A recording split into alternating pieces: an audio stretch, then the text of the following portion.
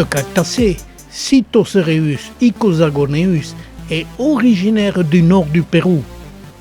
Et la voici dans ma serre en image analogique dans les années 1980, où elle se développe rapidement et fleurit tout l'été abondamment.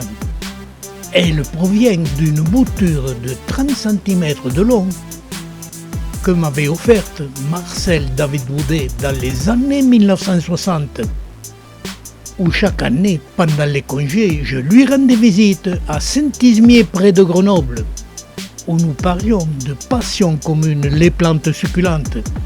Cette espèce, chez moi, en collection, se divise sur sa base et se développe rapidement de plus de 10 cm par an.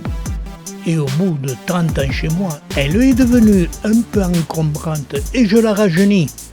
Et la voici en image analogique, où les couleurs sont plus naturelles. On la repère immédiatement au milieu des autres cactacées par ces aiguillons jaunes très colorés, dont les tiges gardent leur superbe couleur jaune en vieillissant, ce qui en fait son attrait.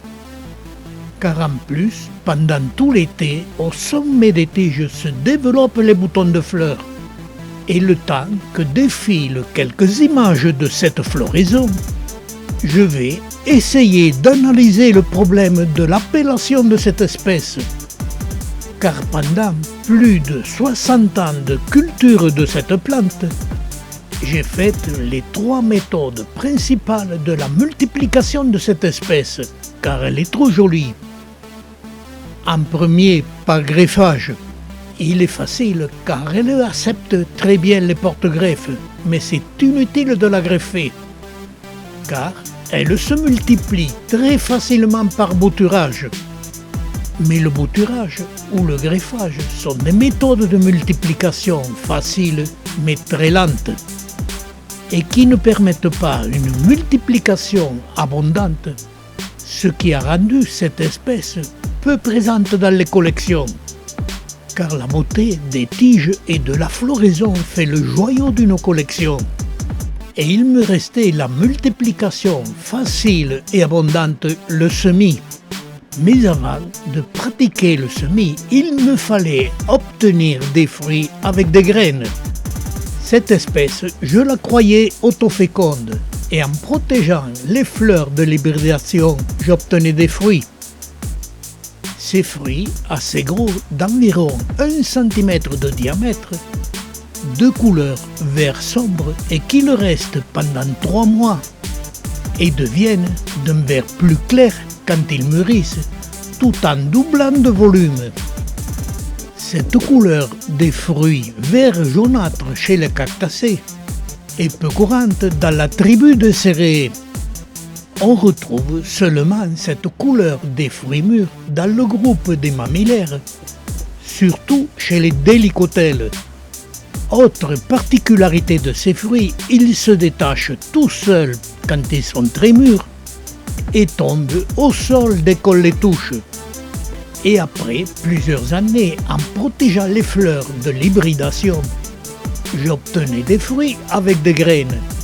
Chaque fruit contenant à peu près une vingtaine de graines qu'il faut débarrasser de cette pulpe nourricière. Voir la méthode dans notre vidéo nettoyage des graines, qui est en les faisant courir sur une feuille de papier journal jusqu'à ce qu'elles soient débarrassées de la pulpe nourricière. Ces graines noires d'environ 1 mm de diamètre naissent très facilement. Et là, pendant ces longues années, lorsque je pratiquais le semis de cette espèce, je découvrais son problème. Tous les semis que je pratiquais donnaient des plantules, puis des plantes aux aiguillons gris. Et parmi les centaines de plantes que j'obtenais, toutes étaient de cette couleur. Et Bamberg, dans ses ouvrages, avait signalé cette anomalie. Et je m'étais fait à l'idée que cette cactacée très belle aux aiguillons jaunes était un hybride qui avait été obtenu soit en collection ou sur site, mais qui était incapable de se reproduire avec ces mêmes aiguillons jaunes Et donc, tous les semis que j'ai obtenus ont des aiguillons gris. Et cette anomalie avait été signalée dans certaines revues botaniques. Et les pieds ainsi obtenus ont tous une même floraison, légèrement plus foncée que les souches aux aiguillons jaunes. Mais en consultant Internet sur le Seticereus icosagonus, je découvre 2 photos prises sur site montrant le Seticereus icosagonus aux aiguillons jaunes dorés. Et ces photos nous montrent qu'il y a plusieurs souches de cette espèce aux aiguillons dorés. Donc sur site, elles se multiplient normalement, ce qui me fait dire que sur site, elle n'est pas autoféconde. Et que dans les années 1950-60, une seule souche a été importée en Europe. Et comme elle n'est pas autoféconde et qu'elle ne peut que se multiplier que par bouturage ou greffage, ce qui nous prouve que ces souches sur site qui se multiplient normalement sont le résultat d'une évolution naturelle d'une espèce qui s'est produite sur site. Car chez moi, après la floraison des plantes aux aiguillons gris, j'obtenais des fruits identiques aux plantes aux aiguillons dorés. Je semais ces graines et j'obtenais toujours le même résultat, les plantes aux aiguillons gris. Puis je croisais les 2 espèces, aiguillons gris et aiguillons dorés, et voici ce que j'ai obtenu.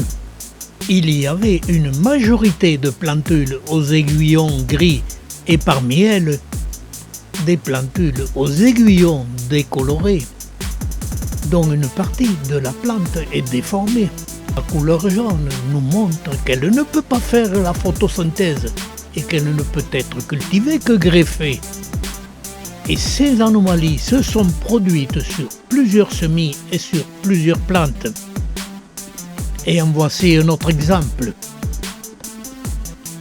de décoloration et de déformation. Et j'en arrive à ma conclusion pour être certain qu'en collection, malgré toutes mes expériences de semis, je ne peux affirmer l'évolution de cette espèce. L'affirmation de cette évolution directe entre ces 2 espèces ne peut être faite que sur site. Mais ce qu'il y a de troublant, c'est qu'en collection, c'est qu'à partir de ces plantes aux magnifiques aiguillons jaunes, on obtient par semis toujours des aiguillons gris, ce qui la rend moins attrayante